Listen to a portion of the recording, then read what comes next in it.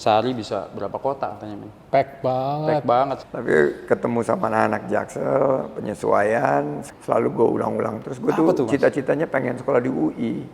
Bergerak di bidang pendidikan, dan kakek saya kepala sekolah, om saya guru.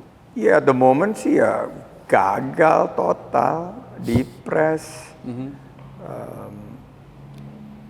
down, faith, Oh. family, and friends. Manners maketh man.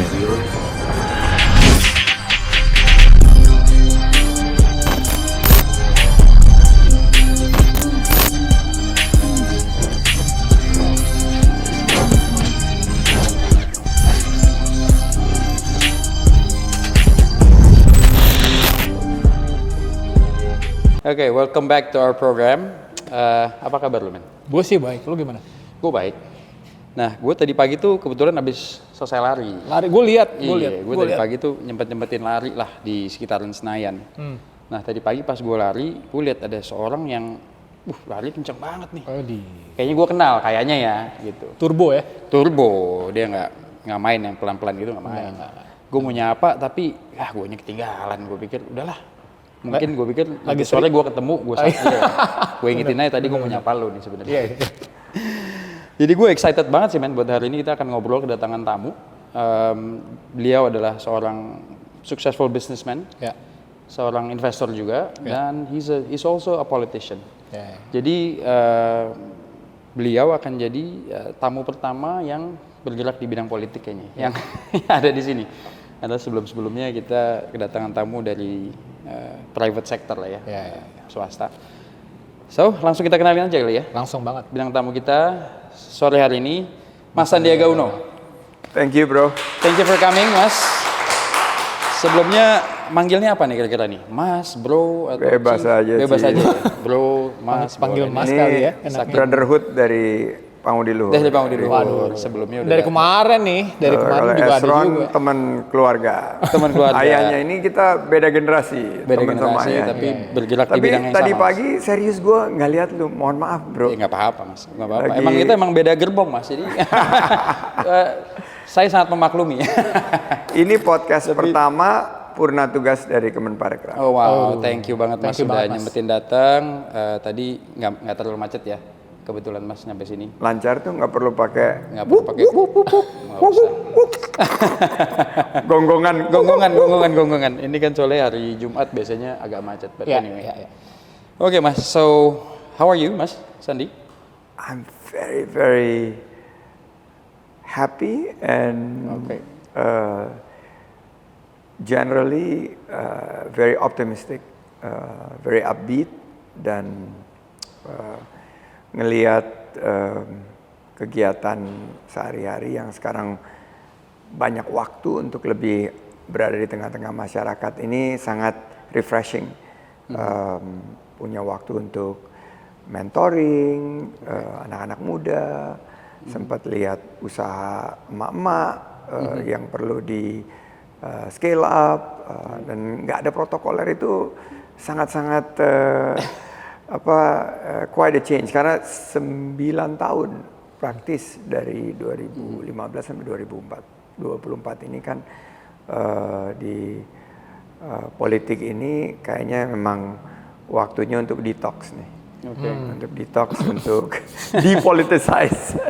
Jadi senang punya banyak waktu, fokusnya nggak hanya pariwisata dan ekonomi kreatif. Jadi waktu dulu di DKI kan fokusnya DKI, terus sempat kita go nasional, terus kerucutin lagi hanya pariwisata dan ekonomi kreatif. Sekarang bisa lebih luas lagi. Ini something yang Mas Sandi udah envision belum sih? Maksudnya kayak tiba-tiba sekarang momen yang pas, I just wanna take more time, mungkin untuk family, mungkin untuk mentoring. Iya sih.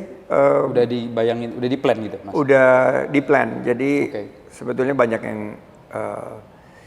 saya nggak banyak disclose ini, tapi setelah Pilpres saya ini sudah memutuskan gitu sebagai seorang gentleman, political gentleman. Political gentleman. Dengerin. Ini kan kalau politicians itu harus juga punya code of conduct ya. Ya, sebagai seorang gentleman ya kita, saya berada di pihak walaupun dulu calon wakil presidennya Pak Prabowo di 2019, 2014 jubirnya, tapi kan saya for some reasons, for any particular reasons ada di kubunya Pak Ganjar dan Pak Mahfud pada saat itu. Ya setelah kita selesai Pilpres di bulan Februari tanggal 14 saya udah sampaikan, nah ini waktunya saya take a break. Jadi hampir 7 bulan, 8 bulan mulai dari Februari itu mempersiapkan langkah purna tugas. Jadi nggak come as a surprise sama sekali. Ini sekarang memang dream come true, waktunya banyak dan saya senang teman-teman saya banyak yang dapat tugas-tugas baru, dapat amanah-amanah baru di kementerian. Itu semua teman-teman dan mereka capable, jago-jago. Ini saat waktunya mereka untuk berkarya. Kita harus mendukung pemerintahan Pak Prabowo dan Mas Gibran ini dimanapun kita berada. Dan kebetulan saya beradanya di luar pemerintahan, ini yang akan menjadi fokus. Okay. Terus how is your family feel about this? Very happy. Oh, anakku yang paling bungsu, Sulaiman itu. Sulaiman ya. Umur berapa sih Mas Sulaiman? Sulaiman ini 12 mau 13. Udah diajarin lari belum? Udah lari. Dia finish first 5K-nya itu seminggu pas setelah saya purna tugas. Dia jadi ngikutin saya lari di satu kejuaraan lari. Setelah itu dia udah naik sekarang di 7,5 kilo. Jadi kayaknya dia pengen sebelum akhir tahun tuh compete di 10K. Lari jalan masih, tapi ya happy banget ya. Itu diajarin atau memang dia suka aja Mas? Suka aja dan kelihatannya dia ngeliat bapaknya tiap pagi lari apa kegiatan ini. Akhirnya dia ikut juga. Dan yang bikin saya happy juga istri saya yang pernah lari, terus berhenti lama setelah saya di pemerintahan ini, mulai ikut lari lagi dia. Kelihatannya mau daftar maraton buat tahun depan. Jadi buat saya sangat luxury banget sih bisa spending time lebih banyak dengan keluarga. Karena 9 tahun ini nganter anak sekolah nggak pernah, jemput anak sekolah nggak pernah. Sekarang ini jadi rutinitas. Gitu. Apa tuh Mas, aktivitasnya apa sekarang Mas? Pagi setelah olahraga lari, udah ditunggu anak nganter anak sekolah. Habis itu kadang-kadang dia tanya, ngapain sore-sore? Bilang, nggak ada jadwal nih, bisa jemput nggak? Ya oke, jemput. Bener-bener ini ya, full time dad gitu ya. Jadi it's a full time job juga. Ternyata mengasihkan juga dan mungkin sangat menikmati waktu-waktu yang selama ini nggak pernah kesempatan untuk bersama keluarga. Iya Mas, 9 tahun it's cukup lama ya Mas untuk cukup lama. Knowing juga tadi kita sempat ngobrol jadwal Mas Sandi waktu masih menjabat ya Mas di Kementerian Pariwisata, emang sehari bisa berapa kota katanya? Pack banget. Pack banget sehari bisa. Saya sempat ini Mas, waktu itu zamannya COVID, zaman pandemik, terus satu event ini Mas, event hand sanitizer sama Mas Tegar. Ke Wairebo. Iya di Wairebo. Nah itu saya lagi jalan tuh Mas, saya ingat banget saya lagi jalan, tiba-tiba Mas Sandi, boom gitu noh. Tuh ajudan-ajudannya Mas Sandi di belakang, udah pakai tangan. Mas Sandi udah susah ngejarnya. Yang sama Frederick sama Aureli kalau masalah waktu itu. Aurel waktu itu ya sama Frederick. Iya, saya waktu itu sempat nginep juga malam itu. Nginep Mas, nginep. Oke. Nginep itu turunnya juga, aduh Mas Sandi juga cepet banget gitu, kayak luar biasa banget sih untuk apa namanya fisiknya Mas Sandi gitu. Itu pengalaman itu Wairebo, pernah ke Wairebo? Belum Mas. Wairebo ini adalah salah satu desa wisata terbaik Indonesia. Itu adanya di NTT. Diaksesnya bisa lewat Labuan Bajo. Dan itu desa yang harus hiking, dan hikingnya itu hikingnya sih bukan hiking main-main itu. Cukup berjam-jam gitu. Tapi senang banget bisa membangkitkan itu produk wisata yang kemarin hits banget setelah pandemi, makanya disebut sebagai pandemic winner. Desa wisata seperti Wairebo ini kunjungannya justru naik 30% saat pandemi. Ya, ya. Oh, wow. Jadi bisa ini juga ya, ada beautiful view pantai tapi bisa hiking juga di Wearable. Ya lebih ke arah, dan itu menariknya nggak ada sinyal telepon kan. Nggak ada. Terus nggak ada polusi cahaya. Jadi malam-malamnya tuh bintangnya. Oh bintangnya, Iya. aduh ya, it's beautiful ya mas itu. Ya benar-benar spektakuler pemandangan malam. Luar biasa. Tapi emang saya juga, saya selalu ngerasa Indonesia tuh is beautiful mas gitu. Super beautiful. Super beautiful. Jadi menurut saya nggak Kita tuh perlu blessed banget. keluar gitu. Iya. Super blessed kita. Setuju. Iya, kalau pantainya indah banget. Saya kan juga baru mulai diving belum lama, dan itu kan ke Bajo, ke mana lagi segala macam. Nggak usah jauh-jauh ke sana, di sini. Di mana mas? Yang dekat. Di Pulau Seribu. Pulau Seribu bisa. Kemarin diving di Pulau Macan, ketemu penyu.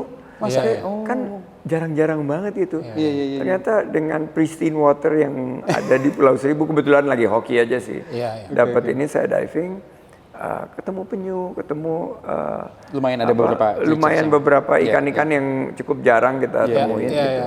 iya. Dan cuman 90 menit dari dari Jakarta. Monas. Dari Monas. Bisa 90 menit nyampe ke titik itu Wow, di itu something Kepulauan yang perlu Seribu. di ini lagi tuh mas, dikembangkan dan dikasih tahu. Bagus, Jadi nggak usah jauh-jauh maksudnya. Bagus banget. Kalau saya olahraga sih kebetulan emang beberapa kali sering main jet ski mas. Nah itu kalau misalnya kita berangkat dari Ancol, transisi sejam ngebut, mulai tuh airnya dari mulai ke arah hijau, Dari terus ngebut hijau. sejam lagi. Iya, habis itu baru mulai Abu-abu. transparan. Iya. Iya makanya tadi. Hijau baru biru Tosca ya. Iya, pas iya, udah iya. dekat-dekat pulaunya. Iya, gradasi gitu. Para pejet ski. Oke. Makin jauh pokoknya makin clear airnya. Sampai di situ kayak Maldives, bro. Asli. Masa sih? Asli. Visibility Nggak bisa pas bedain. diving oke mas? Visibility oke ya? Oke banget. Ya, nggak bisa compare ke Indonesia Timur lah. Nggak bisa. Kalau di Raja Ampat atau di Labuan Bajo kan kayak berenang di akuarium. Itu so beautiful. Kalau di situ masih Oke ya? sangat on a clear day gitu. Waduh, Oke. Oke banget. Oke. Kadang-kadang banyak whale shark juga. banyak. Masa sih? Yeay, Di Pulau Seribu? Di Pulau Seribu itu Wah, ada ini perlu malah ada yang denger nih penonton nih ya. apa fish school itu yang muter-muter itu tuh schooling itu di Barakuda tuh di Ada juga, Mas? Peniki Island, benar. Nggak usah jauh-jauh ya berarti ya. Cuman sekitar 90 sampai paling 180 menit maksimal udah nyampe tuh udah biru airnya. Iya, makanya next time kita diving lah ya. Nah, lu mesti Ajarin belajar. aja. Kita bikin podcast di sana dong. Nah, itu ide bagus. Gentleman, Mana itu produser? sangat gentleman Sen, itu. Kita bikin di sana. Siap. Gimana siap, Sen? Siap. Lu setupin studionya ya? Siap Mas. Aman ya? Nanti itu kita bisa Nanti lightingnya natural lighting. Ini Waduh. sangat environmental friendly. Yes, pakainya juga Mas Dian berarti menyesuaikan kita berbajunya bisa lebih. Lo kan udah pakai sign dong. Tapi kalian punya outfit ini keren loh. Satu ini gaya Ini pensil, celananya yang satu lagi cut bray. thank you Mas. Coba kasih lihat ini. Thank you Ini- buat sponsor. Ini You know who sponsor you tuh, are. ini cut bray ini zaman gua kuliahan ini masih oke tuh cut Iya, bray itu. ini- Sekarang udah in lagi ya. Sekarang kayaknya iya ini buat Ezron aja sih Mas kayaknya kalau buat saya sih enggak sih. Thank you buat Atam ya yang Iya, udah thank you. sponsorin Thank kita you. pada hari ini khusus nih Mas karena kita bilang wah tamu kita spesial banget Sandiaga Uno, langsung minta ke dia dikasih. cepet aja. Tapi ini udah gaya Prabowo style banget ya, lihat ya. Ini, Kantongnya 4 bro. Ini saya juga ini tadi pas pakai makanya saya bilang waduh ini Ini oke nih gaya kekinian. udah kayak mau ikut apa rakernas atau Iya, cocok. Anyway Mas, kita mungkin bakal ngobrol balik ke masa muda nih Mas. Bisa ceritain dikit nggak masa mudanya Mas Sandi kan lahir di kan Riau ya Mas? Belum, ya Riau. Pekanbaru. Pekanbaru ya. Itu berapa lama di sana dan akhirnya ke Jakarta tuh kapan tuh Mas? Jadi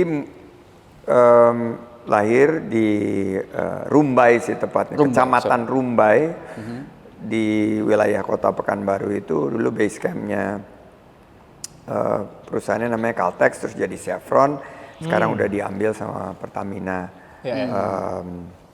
Group dan saya sampai umur 8 tahun di Riau, setelah itu pindah ke Jakarta, ikut ayah waktu itu tugasnya dipindahkan, tinggal di Jaksel langsung. Langsung Jaksel. Langsung di Jaksel.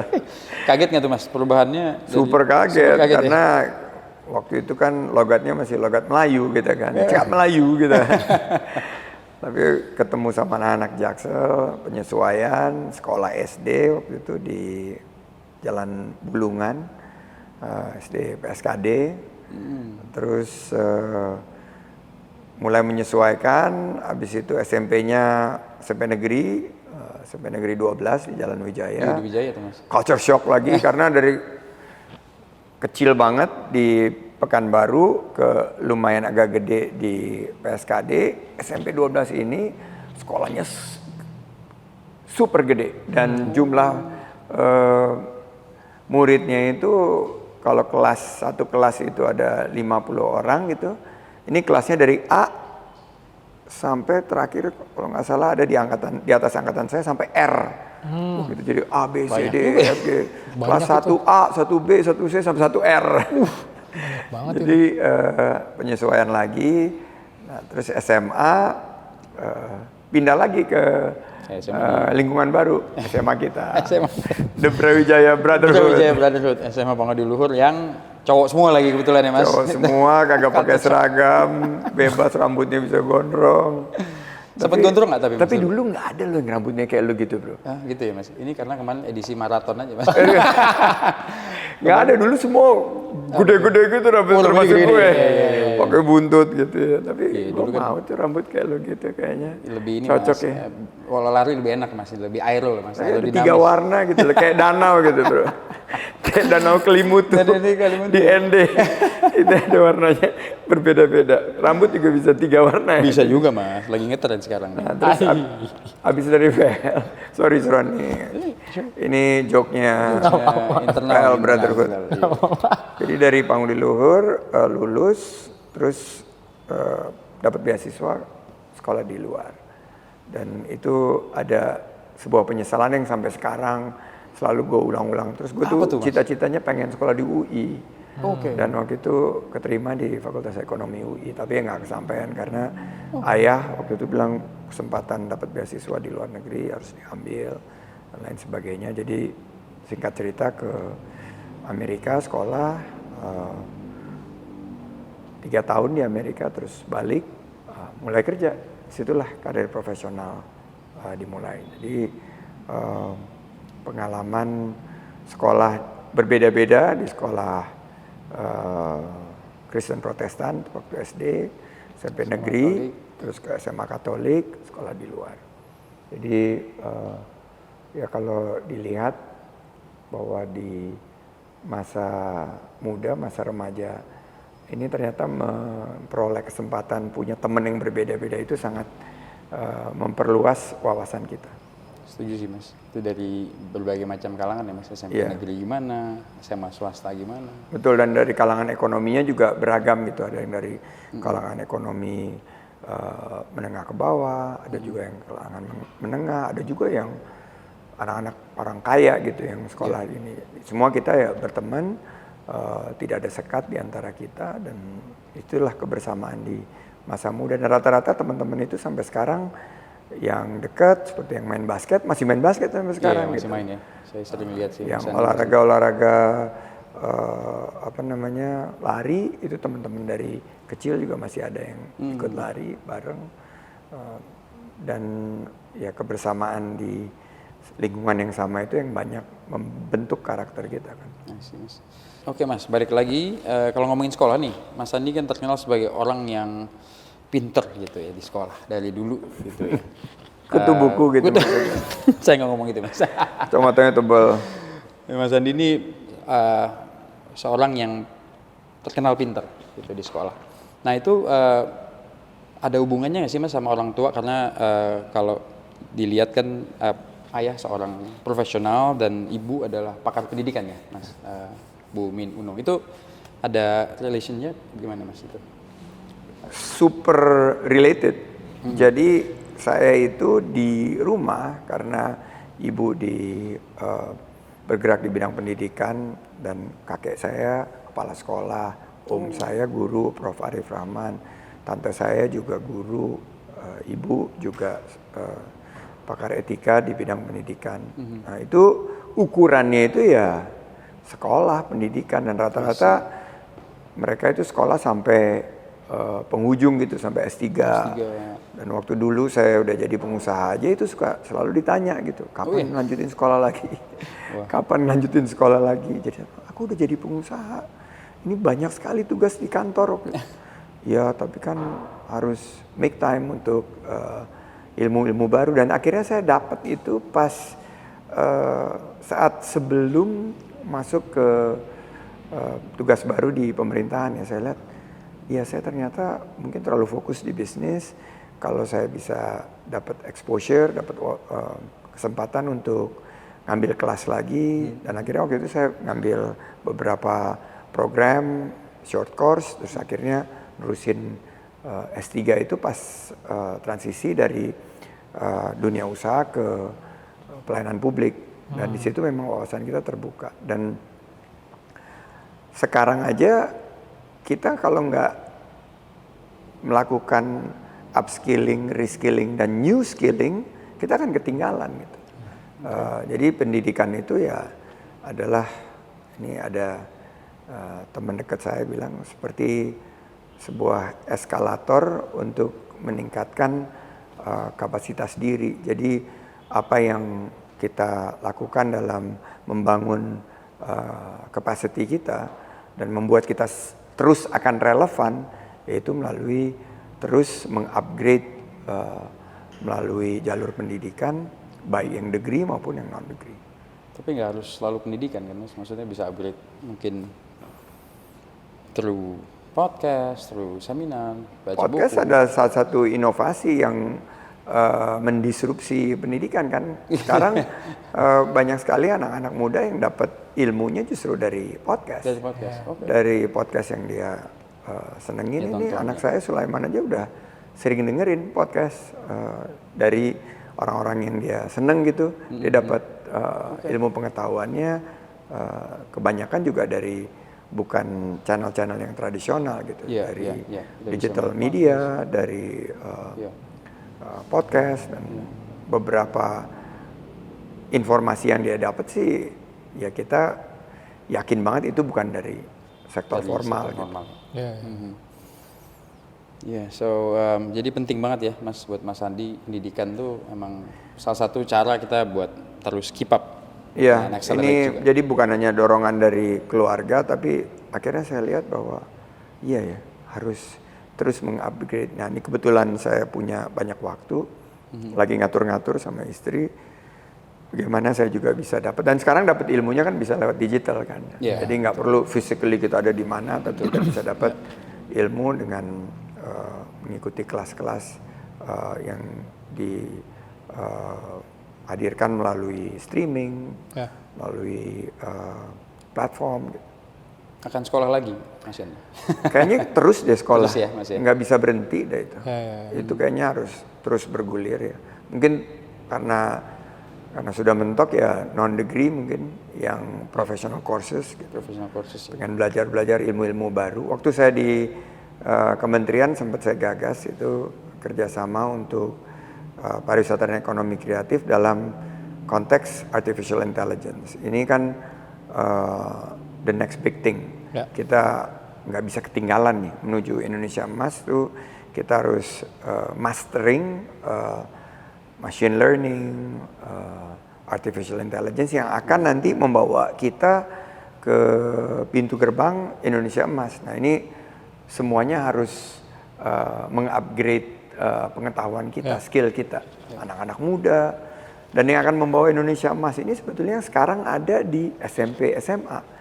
Jadi ini yang harus kita terus dorong supaya mereka betul-betul siap untuk menghadapi Indonesia Emas ini. Jangan sampai momen ini kita miss opportunity. Oke, Mas Andi, kita sedikit ngomongin karir nih. Nah, ini kan Mas Andi tadi juga sempat cerita kan, habis kuliah terus kerja. Nah itu kan unfortunately at that time itu lagi krismon ya, Mas. Jadi Mas Andi itu harus di let go atau bahasa nggak enaknya dipecat lah, Mas. Fired, you are fired. Itu what's on your mind at that time, Mas? Maksudnya Mas Andi apakah merasa itu sebagai sebuah kegagalan or just another step to your success gitu? Ya, the moment sih ya gagal total, depres, down, stres abis. Malah saat itu kan juga tengah krismon ya, dan keadaan ekonomi hancur lebur. Itu diperparah pada saat itu ya, saya nggak punya pendapatan, nggak punya penghasilan, baru menikah, punya baby, terus nggak ada bulanan gitu. Jadi bertubi-tubi ujiannya. Itu akhirnya saya pulang ke rumah orang tua, numpang lagi di orang tua, dan akhirnya memulai sesuatu upaya untuk bisa bertahan. Jadi saya waktu itu nggak melihat ini sebagai kegagalan yang akan mendisrupsi terus jadi anak tangga. Waktu itu cuman pure survival. Dan karena kayaknya hidup saya itu di breakdown tiap 8 sampai 10 tahun gitu. Jadi 8-10 tahun sebagai profesional, terus membangun usaha 8 sampai 10 tahun, terus usahanya jadi besar 8 sampai 10 tahun, terus masuk ke pelayanan publik sekarang 8, 9, hampir 10 tahun.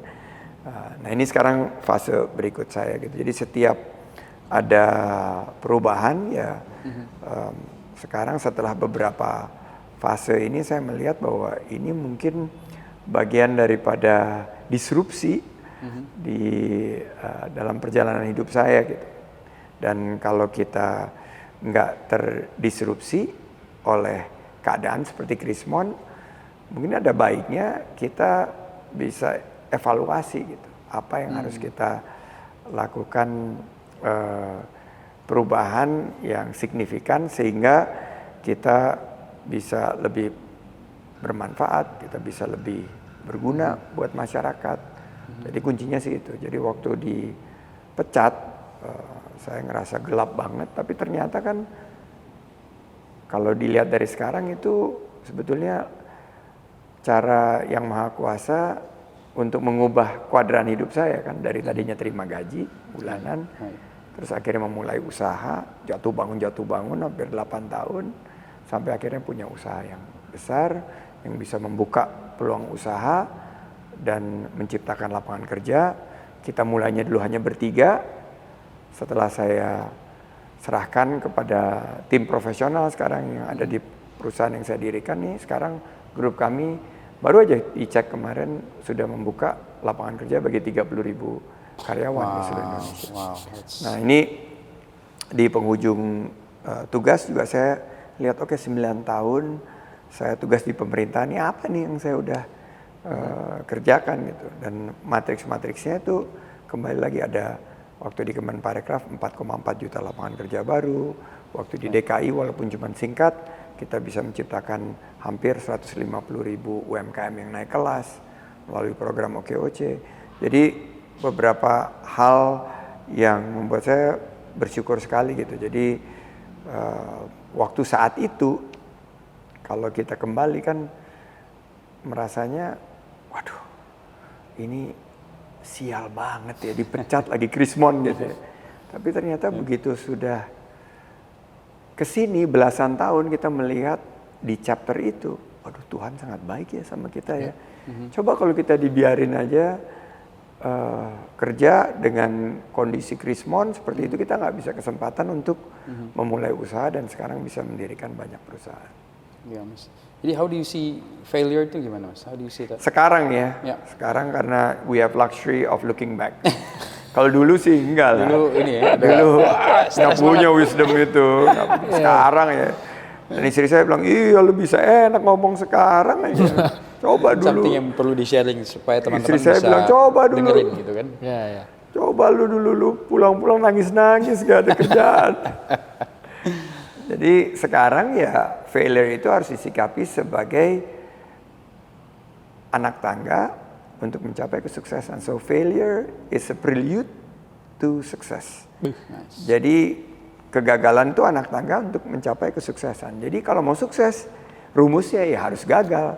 Nah, sekarang gimana caranya? You fail early, because when you fail early, itu ibarat jatuh tuh nggak dari tempat yang terlalu tinggi gitu. Jadi gubraknya itu nggak terlalu berasa, nggak perlu sakit, patah Mas. tulang, tapi cukup dust off, kita bangkit kembali dan kita belajar dari kesalahan itu, belajar dari kegagalan itu.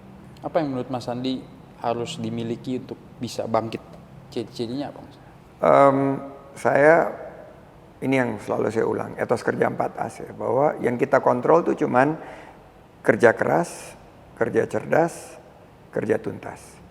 Nah, apakah itu akan menghasilkan sebuah karya yang penuh totalitas? Belum tentu. Nah, ini dibutuhkan elemen yang keempat, yaitu kerja ikhlas. Nah, ini. Nah, kalau sudah ikhlas, kita telah memberikan yang terbaik yang kita miliki dengan penuh kualitas, tapi hasilnya kan bukan kita yang menentukan, tapi yang di atas yang menentukan. Nah, kita udah punya mentalitas kerja ikhlas, kita akan siap untuk menerima apapun yang akan diputuskan oleh yang di atas. Jadi, you do your best and let Allah do the rest. Wow, itu kayaknya something yang penting banget gitu, karena pasti banyak dari kita tuh pengen achieve ini, udah pengen punya target ini, punya goal ini, tapi kalau nggak ikhlas, kalau Nah, ini yang hasilnya problem sesuai, anak-anak pasti muda ya, saya lihat di generasi saya maupun generasi yang lebih muda. Saya ini kan generation X. Yep. Kalian masuk milenial ya. Ya, saya Millennials. millennials. Saya milenial sih. Terus Saya millennials. Ezra Z ya? Millennials. Millennials. Jangan Z dong, Mas. I'm 34, Mas. Milenial aja lah. 34 saya. Gue. Oke. Millennials. Anak saya generasi Z. Ada yang early Gen Z, ada yang late Gen Z. Ya. Sulaiman kalau nggak salah udah masuk Gen Alpha deh. Ya. Nah, itu mereka tuh nge-skip hard partnya, yaitu perjuangannya itu untuk mencapai titik ini. Dia cuma zoom in, fokus pas lihat hasilnya. Oh, ini nih gue maunya yang kayak gini nih. Apalagi dengan media sosial lebih terpropagasi kan. Langsung mereka nggak fokus kepada perjuangan mencapai titik itu. Dimana kita jatuh bangun, luka-luka, lecet, keseleo, sampai ada di titik tersebut. Nah, seorang gentleman mencapai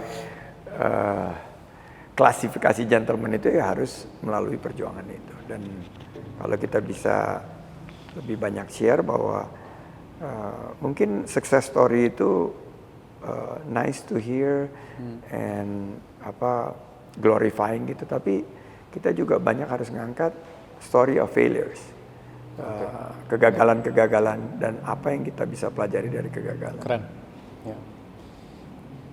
Jadi ya kegagalan walaupun suatu yang mungkin nggak enak, memalukan, tapi penting ya Mas. Penting. Bisa belajar dari situ and bisa naik ke anak tangga selanjutnya. Ya, gitu Mas. Setuju. Kalau ngomongin soal, tadi kan Mas Andi udah ngebahas beberapa kali juga soal being a gentleman, Mas. Nah, kalau misalnya menurut Mas Andi sendiri, tapi interpretasinya gentleman itu apa, Mas? Kita sih lihat aja, misalnya interpretasi gentleman itu hard work menurut saya. Seorang gentleman itu dia nggak bisa dilepaskan dari semangat, etos kerja keras, dan being professional. Itu gentleman. Yang kedua dari mindset dia. Mindsetnya itu harus can do. Dan kalau di elevate ke atas, gentleman itu mindsetnya harus entrepreneurship. Karena entrepreneurship itu bukan profession, tapi sebuah mindset. Apa sih entrepreneurship itu? Seorang gentleman itu harus inovatif, dia harus terus berinovasi. Seorang gentleman harus risk taker, dia harus berani mengambil risiko, jangan cari yang aman-aman aja, termasuk politisi. Nggak boleh di zona nyaman. Nggak boleh di zona nyaman. Iya, nggak boleh. Dan yang ketiga adalah dia harus proaktif.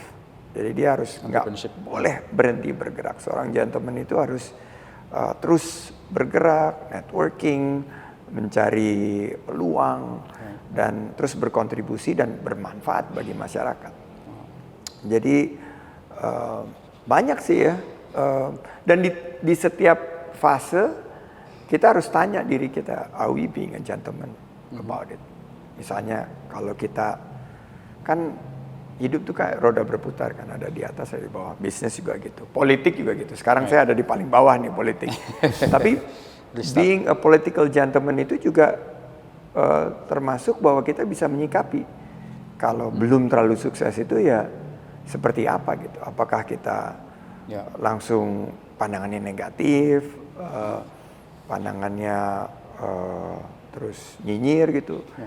That's not being a gentleman. Being gentleman itu walaupun kita belum berhasil mencapai apa yang kita inginkan, ya kita harus menerima hasil terbaik dan kita mampu untuk tadi bangkit dan belajar dari kegagalan tersebut. That's being a gentleman. Wow. Gue sampai nggak bisa ngomong kayak dikasih dongeng ngomong asli. Tapi asli. I like it sih itu bangkit sama. dari kegagalan. Semua-muanya itu yang perlu didengar sama yang nonton. Ya. Semua. Mas, kalau kan saya tahu maksudnya Mas Andi itu deket banget sama ibu ya, sama mama. Itu menurut Mas Andi kedekatan seorang anak laki-laki dan seorang ibu, is it part of a gentleman atau enggak?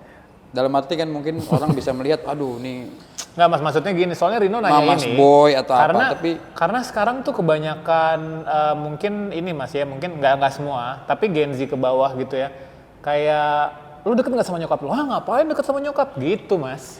Dulu waktu saya mulai masuk ke politik kan mulai disorot tuh. Salah satu komen yang saya dengar dari beberapa pengamat atau politisi, oh dia tuh anak mama tuh. Saya juga anak mama, nggak ada masalah. Terus gue bilang, emang ada ini bahwa kita anak tante gitu kan? Nggak ada. Ya pasti kan anak mama. Ya itu nggak bisa didinai. Dan saya bilang, oh ya kamu harus tampilannya harus sedikit macho supaya nggak. Saya bilang enggak, I'm proud to be close to my mom. Dan saya sangat bangga punya seorang ibu yang punya perhatian sama saya dan ya bukan hanya 9 bulan mengandung, melahirkan, tapi membesarkan. Dan waktu saya jebol saat di PHK, waktu Krismon dia yang menerima saya dengan tangan terbuka, kembali memulai sesuatu dari rumahnya yang dia besarkan saya. Jadi bahwa ya part of being a gentleman is to be close to your mom. wow. Ya, seorang gentleman itu ya harus dekat sama ibunya. Dan itu kan menurut saya ya hampir semua trademark lah. Hubungan anak laki-laki itu ya yang paling benang merahnya, yang paling nggak pernah bisa diputus itu ya sama ibunya. Yeah. So that's ini ya Mas, menurut Mas Andi itu part of a gentleman. Dekat dengan seorang ibu itu bukan suatu hal yang jelek lah gitu bisa dibilang Mas, bukan suatu hal yang manja atau apa gitu, tapi actually malah ya kan dekat itu bukan artinya terus dimanja, tapi kan kita minta doa restu, kita minta pendapat ibu, dan kita menjaga dan merawat ibu. Ibu saya umur 83. Oh ya. Ya sekarang kesehatannya up and down. Itu saya usahakan setiap hari itu datang untuk menengok ya, walaupun mungkin dulu waktu tugas di kementerian bisa cuman 10-15 menit, habis itu ada yang ketok, Pak mohon maaf protokol, ada agenda selanjutnya sudah jalan. Sekarang saya bisa tidur-tiduran sama ibu, sampai dia yang risih sendiri, kamu nggak ada janji? Oh enggak gitu lagi. Malah jadi ini punya banyak waktu ya Mas. Tapi ibu selalu mendukung nggak sih Mas untuk setiap keputusannya Mas Andi ini, for example dari seorang entrepreneur terus masuk ke politik kan, itu suatu banyak hal yang saya nggak bilangnya perdebatan ya, tapi banyak percakapan yang sangat serius, deep discussion sama ibu sebelum saya mengambil langkah. Oke. Jadi waktu dulu jadi entrepreneur, bayangannya dia kan karena dia dari dunia pendidikan dan suaminya profesional, seorang yang sukses itu ya kalau nggak menjadi guru ya jadi profesional, jadi misalnya banker, jadi CEO, jadi direktur dan lain sebagainya. Begitu saya bilang saya punya usaha sendiri, apalagi usahanya UMKM, itu perlu meyakinkan ibu, dan setelah ibu diyakinkan dia akhirnya memberi restu. Akhirnya saya memulai karir sebagai entrepreneur. Yang paling berat waktu mau masuk ke pelayanan publik, kan jalurnya politik. Di bayangan dia politik ini itu kan isinya ya gergaji menggergaji. Terus politisi itu sangat dekat dengan oknum-oknum yang korupsi. Nah itu selalu dia bilang, dia khawatir sekali gitu. Terus saya sampaikan, oke, sebagai pengusaha mungkin saya berdampak ke 30.000, mungkin 100.000 orang yang bekerja di perusahaan kami yang mendapatkan nafkah dan keluarganya. Maksimum 100.000. Tapi kalau di pemerintahan waktu itu di DKI, kita tuh bisa memberikan dampak kepada 10 juta masyarakat Indonesia. Jadi kelipatannya itu bisa ratus-ratusan kali. Dan waktu di pariwisata dan ekonomi kreatif memberikan manfaat bagi 50 juta masyarakat kita yang menggantungkan hidupnya di sektor pariwisata dan ekonomi kreatif. Jadi memberikan keyakinan, akhirnya ibu setuju dan memberi restu. Oke, Mas Andi, kita nih ada pertanyaan-pertanyaan yang Mas Andi cuman boleh pilih antara A atau B, tapi kalau misalnya nanti ada pertanyaan yang Mas Andi punya jawabannya dari luar juga nggak masalah sih. It's kinda bebas aja. Rapid fire question aja sih, Mas. Nyantai, oke. Cuman sedikit kok, Mas. I wanna ask you this, coffee or tea, Mas? Coffee, morning. Tea, afternoon. Nice. Right, nice. Sparkling or still, Mas? Still. Cat or dog, Mas? Cat. Walaupun I grew up with dogs, but cat now. Oke. Steak or sushi, Mas? Tough. Sushi. Karena Sulaiman senangnya sushi. Terakhir sempat makan nama Sulaiman sushi, Mas. Sushi juga, selalu sushi. This one is also gonna be tough nih, Mas. Running or swimming? Tough. Benar-benar tough. Karena my heart is in running, but my body tells me to swim. Wow, that's good. Nice. Keren sih, that's a good question. Gue gak kepikiran sih. Karena gue selalu cuma ketemu pas saat lari. Dan ini juga cocok buat Mas Andi, Jordan or LeBron? Definitely Jordan. Our era ya. Kalian mungkin LeBron ya, tapi my era tuh definitely Michael Jordan. Gue juga Jordan. Waktu SD nontonnya Michael Jordan. And last, Mas, for this and that, Messi or Ronaldo, Mas? Yang lebih banyak followernya Ronaldo ya. Ronaldo ya, oke Mas. Alright, luar biasa. That's a good Mas, one. kita lanjut lagi, Mas.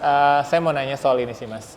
Pertanyaan yang sederhana aja, tapi saya banyak ngeliat mungkin di younger generation sekarang, mereka tuh banyak yang belum tahu seberapa pentingnya circle of friend. Kalau saya boleh jabarin sedikit, mungkin di generasi saya atau generasi di atas saya, kita lebih ke ini ya, Mas, lebih mentingin circle of friend of quality instead of quantity. Jadi nggak pernah ada kayak misalnya di satu circle of friend, Rino punya pacar, saya temenan sama Rino, saya deketin pacarnya Rino atau mantannya, itu nggak pernah ada gitu. Tapi circle of friend tuh berhubungan sama misalnya kayak hubungan. Kalau itu bukan circle of friends, bro, namanya friend makan friend. Benar juga sih. Ya, tapi itu contoh hubungan, Mas. Tapi saya mau nyambungnya itu ke with the right circle of friend juga kan kadang-kadang kita bisa dibawa ke suatu bisnis atau elevasi bisnis kita lebih lagi gitu, Mas. Maksud saya tuh seberapa penting sih circle of friend di kehidupan Mas Andi? Ini very philosophical. Bahwa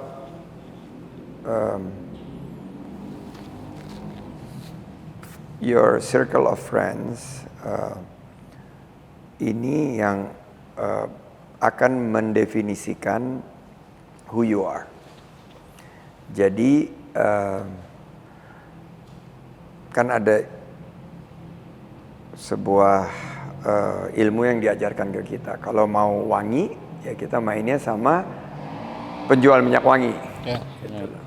Jadi jika kita ingin sukses, kita bergabungnya sama orang-orang yang sukses. Dan kalau kita ingin sehat, ya kita ngumpulnya sama orang-orang yang sehat. Nah, jadi sepenting itu circle of friends, karena lingkungan ini mungkin sekarang, apalagi dengan social media, dengan kebiasaan-kebiasaan yang ada di era teknologi ini, akan menentukan hampir ya Paretonya 80-20 ya, 80% dari kebiasaan kita itu mengikuti lingkungan kita. Jadi kalau lingkungan kita kayak Rino ganteng-ganteng gitu ya, mungkin kita juga akan jadi semangat gitu. Semangat gitu. Semangat olahraga, semangat olahraga dan semangat menjaga kesehatan kita, kebugaran kita, dan akan mencoba untuk tampil prima gitu.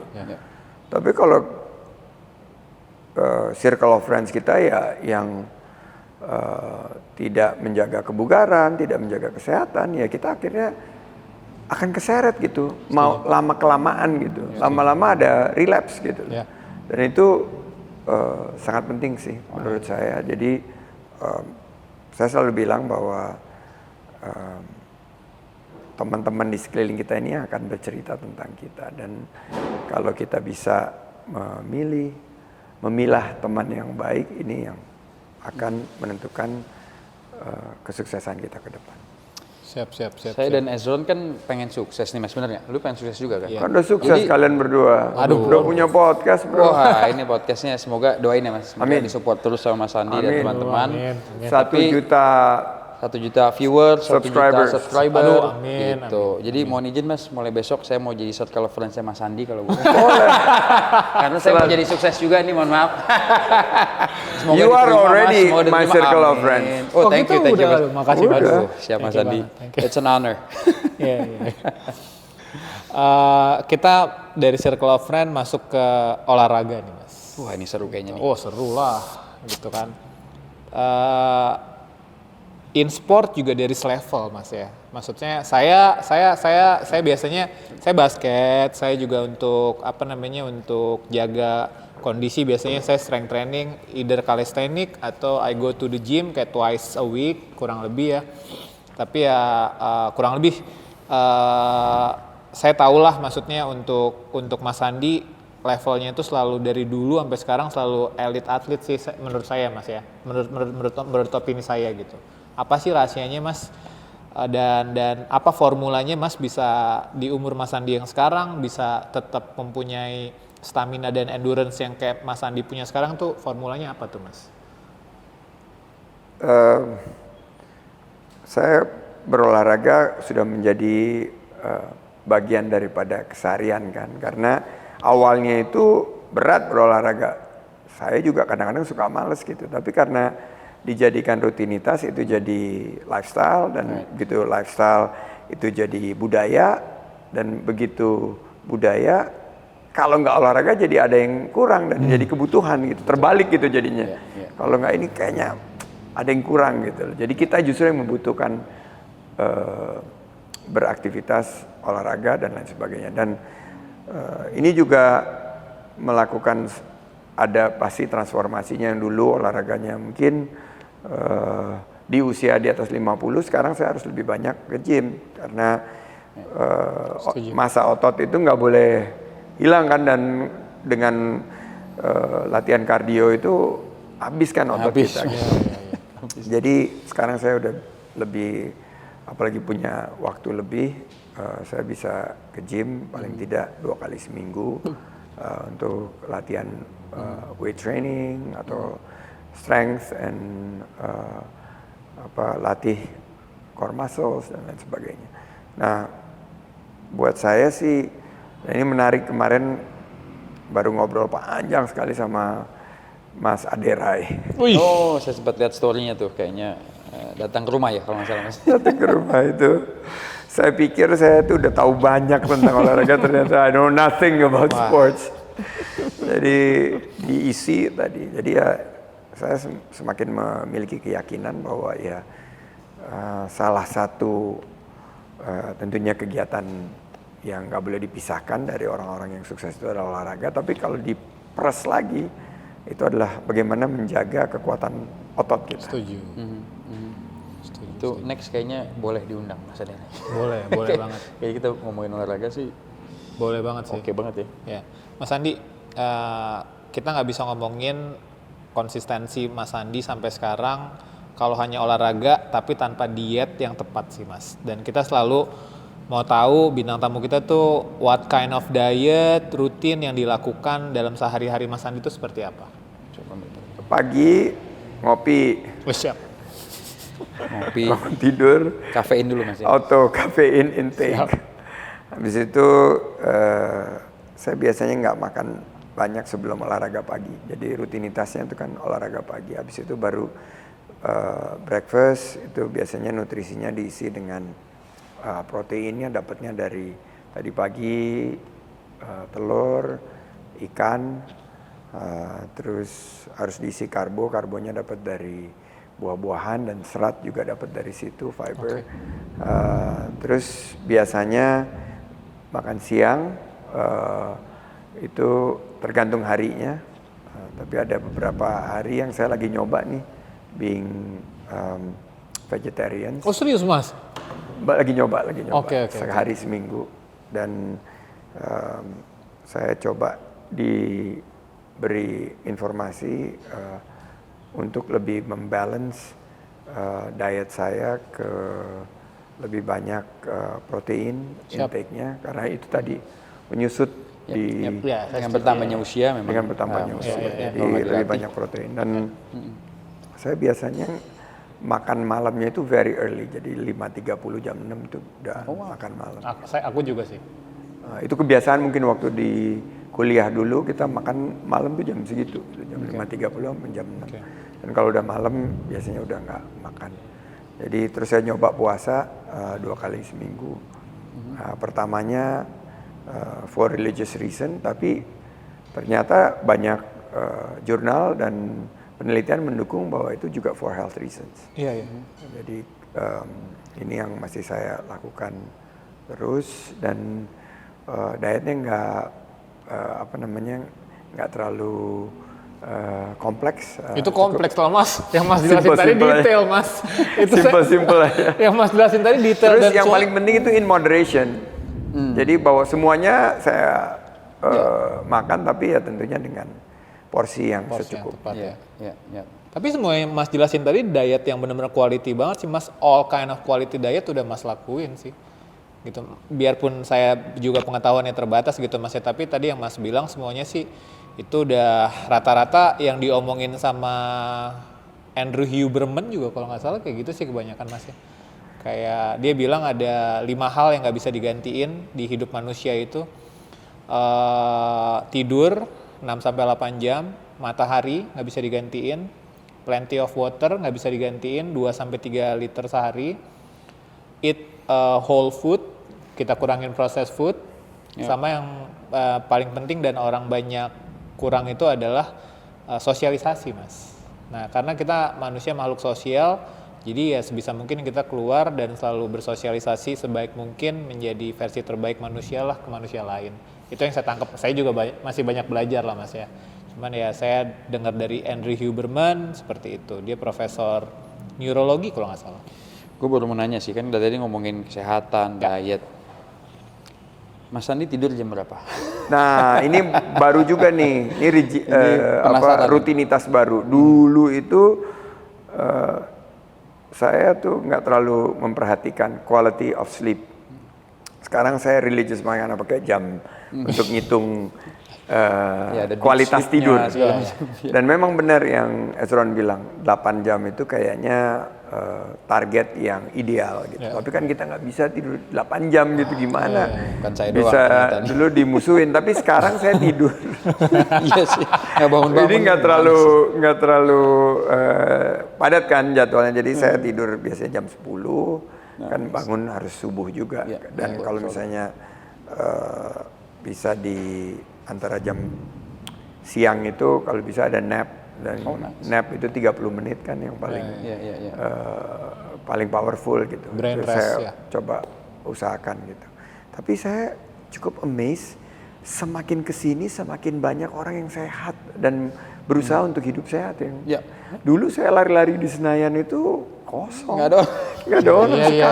Sekarang numpuk banyak banget gitu, dan saya senang banget gitu loh bahwa Car Free Day juga populer. Berarti movement ini akan jalan sesuai dengan tren hidup sehat masyarakat modern. Semoga lebih banyak lagi lah Mas, apalagi kemarin juga di pemerintahannya Presiden Donald Trump juga kan ada RFK, dia benar-benar teriak-teriak banget tuh Mas. Ya dia mau make America health again. Gitu, kayak mungkin beberapa bahan-bahan yang diatur gitu ya untuk sereal-sereal anak kecil dan segala macam, dia benar-benar lebih saring lagi, yang kurang lebih kayak gitu-gitu. RFK gitu. Tapi yang dirasain Mas Andi setelah tadi bisa tidur lebih lama, for example, karena sekarang punya banyak waktu, taking a nap, how does it feel in your body? Bedanya apa Mas? Bedanya lebih segar. Jadi signifikan Mas? 24 jam kan, itu nggak bisa lebih, nggak bisa kurang. Kalau misalnya saya idealnya tuh 7 jam lah tidurnya ya. Tapi sebetulnya rumusannya itu kan 8 kali 3, 8 of good rest, sleeping atau napping, 8 jam of very hard work, jadi benar-benar kerja yang efektif, efisien, dan 8 jam itu baru yang dibagi dengan 3F. Faith, family, and friends. Oh wow, ini baru pernah dengar nih. Dalam sih. Jadi yang sembahyang, gimana hubungan kita, meditasi lah. Kalau kita olahraga sholat. masuk di mana dong Mas? Itu yang di 8 jam yang ini. Yang itu 3F itu. spending time with friends, kan termasuk olahraga. lebih seru kan olahraga ya. Jadi olahraga masuk di 8 jam yang ini. Tapi jangan masukin olahraga di 8 jam saat tidur dan kerja gitu. Itu berantakan jadwalnya nanti tuh. Oke, Mas, so sebenarnya gue sih masih pengen ngobrol banget panjang sama Mas Andi. Ambil lari aja nanti kita ngobrol. Boleh Mas, boleh. Aduh, itu Siap. idenya menarik, tapi takutnya gue yang nggak kuat nih. Karena lari sambil ngobrol tuh jauh lebih susah. Gue tahu. Berarti sambil diving. Seru ambil diving. Tapi ambil diving nggak bisa ngobrol. Nggak bisa ngobrol, cuman sign language aja di bawah gitu. Oke, gini. Anyway Mas, ini ada topik yang tadi mungkin sudah sempat kita bahas Mas, yaitu Indonesia Emas 2045. How do you see it? Are you excited atau malah, worry nih Indonesia? Saya tuh a perennial optimist. Jadi saya selalu ngelihat gelas setengah terisi itu setengah penuh. Saya lihat orang itu dari sisi baiknya, dan saya lebih banyak berusaha untuk berhusnuzon, berprasangka baik daripada berprasangka buruk. Jadi kalau kita berprasangka baik, itu akan ada positive energy. Nah, saya melihat Indonesia Emas 2045 ini dengan penuh optimisme. Namun kita harus kerja keras. Kita nggak bisa bilang itu given. Indonesia Emas itu harus diperjuangkan dengan siapa yang nanti akan membawa agent of development atau agen-agen pembangunannya itu ya anak-anak muda gitu. Terutama anak-anak muda yang sekarang ini di bangku SMP SMA. Jadi menurut saya 5 tahun ke depan kita harus betul-betul bekerja keras mewujudkan prasyarat-prasyarat kita untuk menjadi negara maju. Pertumbuhan ekonomi, penciptaan lapangan kerja, kesehatan, pendidikan itu super penting banget. Fokus juga pemerintah di makanan bergizi, misalnya yang makanan bergizi gratis itu bagus banget, harus didukung. Pendidikan dari segi 20 sekolah unggulan yang Pak Prabowo ingin hadirkan itu harus ada di seluruh wilayah Nusantara. Terus juga kita harus lihat bagaimana bukan hanya food, tapi energi. Gimana kita transisi ke energi yang lebih ramah terhadap lingkungan, low carbon society, dan menurut saya Indonesia ini ada di epicentrum dari masa depan ekonomi dunia. Jadi kalau kita bicara new economy, itu ada semua di sini. Ya. Transformasi digitalisasi, ada hilirisasi, ada juga ekonomi hijau. Jadi saya optimis, tapi ya kita harus perjuangkan bersama, harus kerja keras. Keren. Mas Sandi akan take part nggak tapi? I'm taking part. Saya udah take part dan sekarang saya mengambil posisi di luar pemerintahan. Saya akan genjot dari segi engine of growth-nya ini, anak-anak muda, ekonomi hijau, ekonomi kreatif. Kontribusi saya ini nanti saya ingin melahirkan anak-anak muda di usia mungkin sekarang di antara 30 sampai 40 ini yang akan jadi captain of industries. Siap. Jadi 20 tahun dari sekarang kan, kurang lebih 2045, Ya. kita lihat mereka tuh akan menjadi pengusaha-pengusaha yang sukses, menjadi profesional-profesional yang paling mumpuni di bidangnya. Ini yang menjadi tugas saya ke depan. Gue jadi ikutan excited nih, man. Sama. 20 tahun lagi. Sama. Last question or? Ya, last question Mas Sandi, what's next for Mas Sandi? I don't know. I'll tell you later. Sekarang kayaknya lagi menikmati masa-masa sama Next abis ini udah janjian di rumah sama keluarga. Abis itu besok ada beberapa event masih seputar ekonomi. Saya akan berjuang buat teman-teman memiliki kesempatan mendapatkan peluang usaha, lapangan kerja. Saya ingin jadi bagian daripada naik kelasnya mereka. Dan mereka nggak jadi penonton, tapi jadi pemain menuju Indonesia, Mas. I want to create leaders, not followers. I want to create players, not spectators. Itu yang ingin saya fokuskan dalam beberapa waktu next phase of my career. Oke, thank you so much Mas Sandi. Terima kasih banyak Mas Sandi. Wah, Thank you so much. luar biasa. Udah banyak banget ngobrol dari tadi, but unfortunately kita punya limited time ya. Iya, Limited memory of the memory card, and limited baterai. Itu juga. But we hope next time kalau ini kita ngundang Mas Sandi lagi, semoga Sip. berkenan kita ngobrol. Sangat berkenan. Yang Terima kasih banyak, belum Mas. kita bahas. Terima kasih Thank you banyak. banget Mas Sandi. Thank you Chief. Thank you so much. Thank you, Mas. Thank you, Bang. Manners maketh man.